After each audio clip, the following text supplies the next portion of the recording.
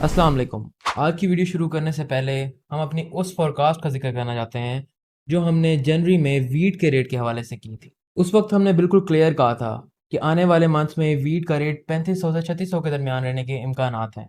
और आज आप खुद देख लें, मार्केट बिल्कुल उसी रेंज में मूव कर रही है। 3600 से 3700 तक आपको रेट मिल सकता है। लेकिन एक बात मैं बहुत क्लियर करना चाहता हूँ कि इसमें हमारी कोई बड़ाई नहीं है, ये सब अल्लाह की करम नवाजी।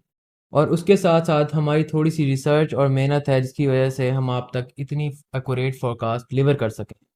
अब बात करते हैं गंदम की प्रोडक्शन और करंट सिचुएशन पे। इस साल जो इनिशियल रिपोर्ट्स आ रही हैं उनके मुताबिक गंदम की प्रोडक्शन में 8 से 10% कमी देखने को मिल रही है। मतलब जहां यील्ड पहले 60 मन फी एकड़ तक आती थी वहां 40 मन फी एकड़ तक पहुंच गई। अब ये कमी किसी एक फैक्टर की वजह से नहीं है बल्कि मल्टीपल एनवायरमेंटल वेरिएबल्स का इफेक्ट है। सबसे पहला जो नॉन एनवायरमेंटल फैक्टर है वो ये है कि लास्ट ईयर जो गंदम का रेट था वो इंतहाई कम था, जिसकी वजह से बड़े ज़िम्मेदारों ने गंदम को खैराबाद बोल दिया। दूसरा सबसे बड़ा फैक्टर अर्ली हीट स्ट्रेस है। फरवरी के एंड से लेकर मार्च तक टेम्परेचर अनयूजुअल तरीके से बढ़ गया और जो अगेती काश्त थी वो डायरेक्टली इम्पेक्ट हुई। अब वीट का जो ग्रोथ स्टेज होता है वो इंतहाई सेंसिटिव होता है। अगर उस स्टेज में कोई टेम्परेचर स्पाइक आ जाए तो उसकी वजह से ग्रेन डेवलपमेंट रुक जाती है या बहुत कंप्रोमाइज़ हो जाती है। तीसरा फैक्टर था वेदर इनकंसिस्टेंसी। अप्रैल के स्टार्ट में ठंडक आ गई और फिर अचानक टेम्परेचर जंप कर गया। अब ये जो अब्रप्ट फ्लक्चुएशन होता है ये क्रॉप के लिए इंतहाई डैमेजिंग होता है।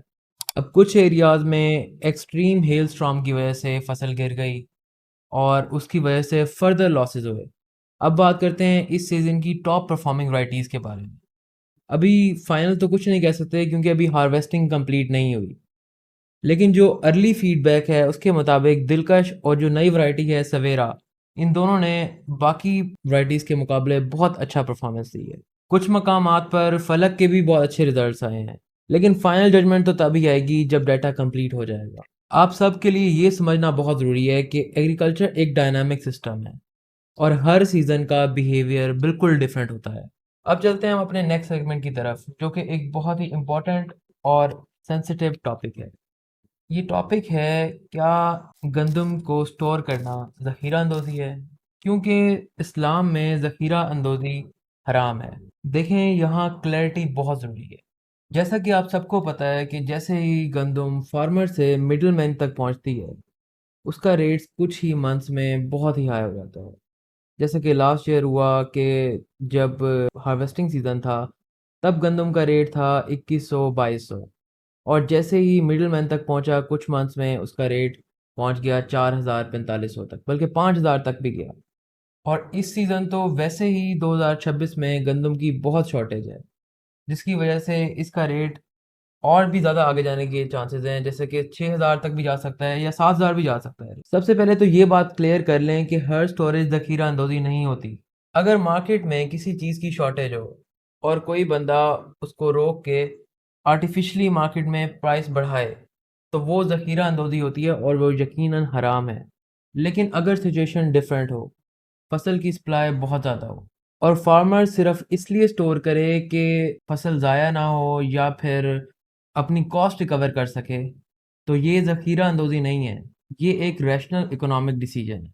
यहाँ किसान एक कॉमन गलती करते हैं, वो हर स्टोरेज को हराम या ज़ख़ीरा अंदोज़ी समझ लेते हैं, जबकि असल मसला नीयत और मार्केट इम्पैक्ट का होता है। अगर आप मार्केट मैनिपुलेट कर रहे हैं तो वो गलत है, लेकिन आप अगर अपने नुकसान को बचाने के लिए, नुकसान से बचने के लिए थोड़ी-सी स्टोर कर रहे हैं, टेम्परेरीली स्टोर कर रहे हैं, तो वो प्रॉपर्ली फुली जस्टिफाइड है।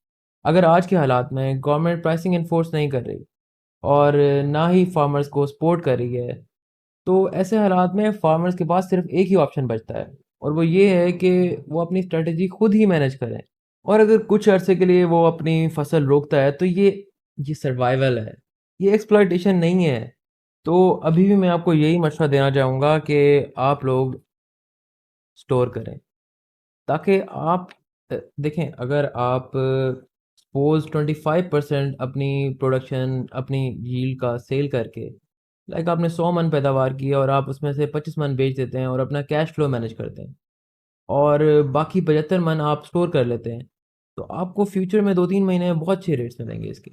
आपको 6000 रेट मिल सकता है। आपको इसका जो अभी आप 3500 में बेच रहे हैं, 3600 में बेच रहे हैं, उसका आपको 6000 रेट मिल सकता है। तो स्टोर करने पे भी अपना ध्यान रखें, क्योंकि किसानों के लिए स्टोर करना बहुत ज़रूरी है। और अब एग्रीकल्चर सिर्फ पानी और ज़मीन का खेल नहीं है। एग्रीकल्चर एक डिसीजन मेकिंग और टाइमिंग और अंडरस्टैंडिंग का गेम है ज़्यादा। अब आप उस दौर में नहीं है जिसमें आप सिंपलिसिटी से अपनी एक फसल ग्रो करें और उसको बेच दें। नहीं, आपको आपको प्लानिंग, डिसीजन मेकिंग आनी चाहिए। एक आम फार्मर को डिसीजन मेकिंग इस टाइम बहुत ज़रूरी है। तो आज के लिए इतना ही। नेक्स्ट वीडियो में आपसे मिलते हैं। काफ़ी ग्लोबल चेंजेस आए हुए हैं, जियो पॉलिटिक्स में काफ़ी चेंजेस आए हुए हैं आजकल। तो नेक्स्ट वीडियो में इंशाल्लाह उस पर डिस्कस करेंगे। नेक्स्ट वीडियो में हम एग्रीकल्चर पे क्या इम्पैक्ट है ग्लोबल पॉलिटिक्स का, जो इस वक्त यूएस ईरान की गेम चल रही है, जो वॉर चल रही है, उससे रिलेटेड बात करेंगे हम।